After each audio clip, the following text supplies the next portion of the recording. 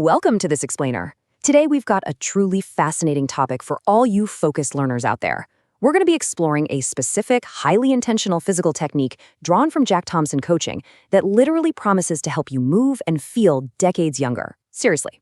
If you've ever felt like you're losing the spring in your step, or if just getting around daily is starting to feel like a chore, you are in the exact right place. We're going to completely break down the mechanics of rebuilding your body's natural elasticity, and honestly, it's going to completely shift how you view strength and aging. So let's jump right into a huge question. How exactly does a 64-year-old feel this strong? The source material hooks us right away with this incredible story about a private client named Roger. At 64 years old, Roger reported that his legs felt unbelievably strong, his lower back pain had completely vanished, and his balance felt absolutely rock solid. And here's the kicker. The secret to his physical revival wasn't some grueling, sweat-drenched gym routine. No way. It was a specific movement called the Fascia Squat that targets something most of us completely ignore as we age. You know, the source material puts this perfectly and bluntly. It says, losing your mobility brings on all the stuff that makes getting older feel like being a one-legged man in an ass-kicking contest. It's a funny image, but it's so true, right? When you lose that natural spring in your movement, your muscles are suddenly forced to work overtime. Imbalances start stacking up against you, and that leads straight to weakness, a massive loss of agility, and a body that's just full of aches and pains. We really want to validate those aches right now. It's not just quote-unquote getting older. It's actually a mechanical issue, and the best part is we can fix it. Here is our roadmap for today's explainer. We'll quickly cover the loss of elasticity and what your fascia is. Then we'll break down the 3 steps to the fascia squat: perfect alignment, center of mass, and springboard feet. Finally, we'll talk about treating exercise like a skill. Section 1. The loss of elasticity and why we lose the spring in our step. So aging fundamentally alters how our tissues hold onto and ultimately release physical energy. The source uses this really goofy but totally perfect analogy. Think about an old, stretched out pair of underwear. When that waistband is completely shot, it just won't stay up anymore, right? It has totally lost its elasticity. It can't do its job. It's a funny visual, but it hits the nail on the head for understanding what's happening inside your body right now. Your internal tissues are just losing their snap, exactly like that old waistband. Section 2. What is your fascia?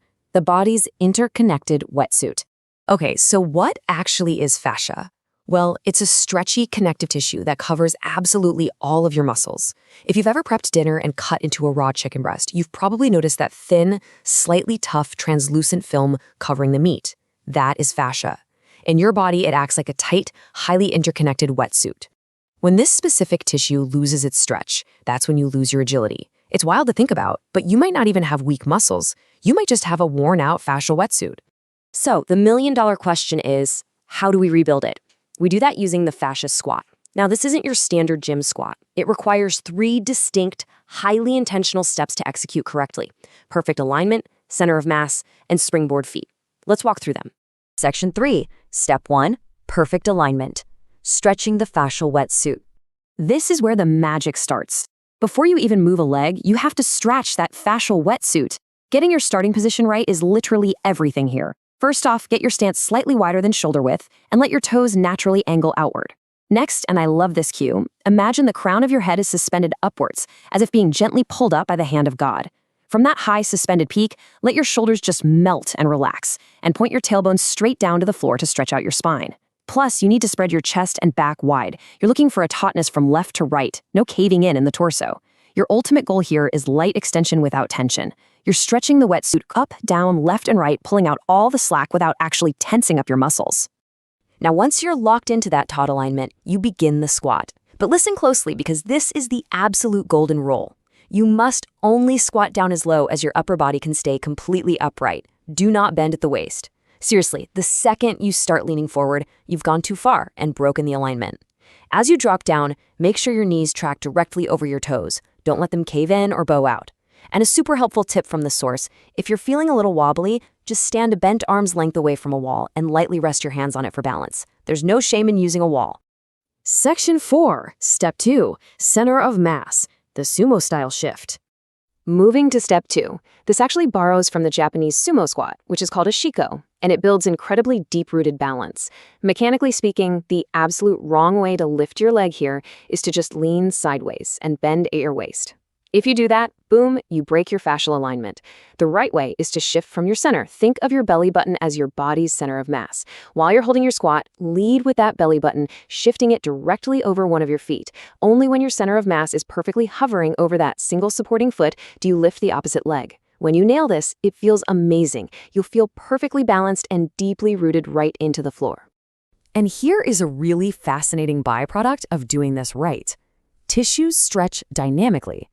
As you shift that center of mass from side to side and gently step back down, your fascia is getting a dynamic stretch. With each balanced rep, you might actually notice that you naturally ratchet yourself down into a progressively lower squat, all while keeping that perfectly straight back. The key is you never rush it or force yourself lower. Just let the dynamic stretching of the fascia naturally grant you that extra depth over time. Section 5. Step 3. Springboard feet. Creating and absorbing force. Now we focus entirely on your feet, basically turning them into human shock absorbers. The absolute wrong way to land your foot is to come down heavily on your heels. The source perfectly describes this as walking like Frankenstein, just landing like a ton of bricks. If you're striking with your heels, you are bypassing the fascia entirely, relying on pure muscle tension, and you're definitely going to wake up sore tomorrow. The right way to absorb that force as you step down is to strike the floor with the ball of your foot first. Let the ball of the foot catch your body weight, and then, only then, let the heel gently lower down to the floor. 70. That is your magic number for generating force. When you're pushing off the floor to come back up from the squat and shift to the other side, about 70% of your weight should be pressing off the balls of your feet. Yes, your heels are still touching the ground, but the vast majority of your driving power has to come from the balls of your feet. That is exactly what activates the fascia and builds that crucial elastic spring we've been talking about. Section 6. Treating exercise like a skill. Putting the steps into practice. All right, if you really want to transform how your body feels, you need a game plan. Start small, really small. Just try 5 repetitions per side, so 10 total. Forget about burning calories for a minute. Focus 100% on keeping your torso totally upright, shifting from your belly button, and landing softly on the balls of your feet. Once that starts to feel natural, bump it up to 10 reps per side. The advanced goal? That's 25 reps per side, moving in a continuous, fluid rhythm. And that rhythm, making sure the movement is smooth and not choppy, is your ultimate sign that you are successfully building fascia strength, not just clenching your muscles. And this brings us to a huge paradigm shift. The source says treat this unique strength training like a skill instead of busting your butt with grueling workouts. I love that. This isn't about exhausting yourself until you drop. It's completely about internally organizing your body's mechanics. You're setting up your connective tissues to do the heavy lifting they were quite literally designed to do. So I want to leave you with this question to chew on. Are you ready to organize your body internally and finally unlock your untapped fascia strength? You've got the tools and the 3 steps to start rebuilding your elasticity today. And hey, for those of you who master this and want a new challenge, the source material even points out there are advanced variations out there. Like this wild drill called the human windmill. Once you get your baseline elasticity back, it's time to stop fighting your body's aches, start focusing on your fascia, and go get that spring back in your step.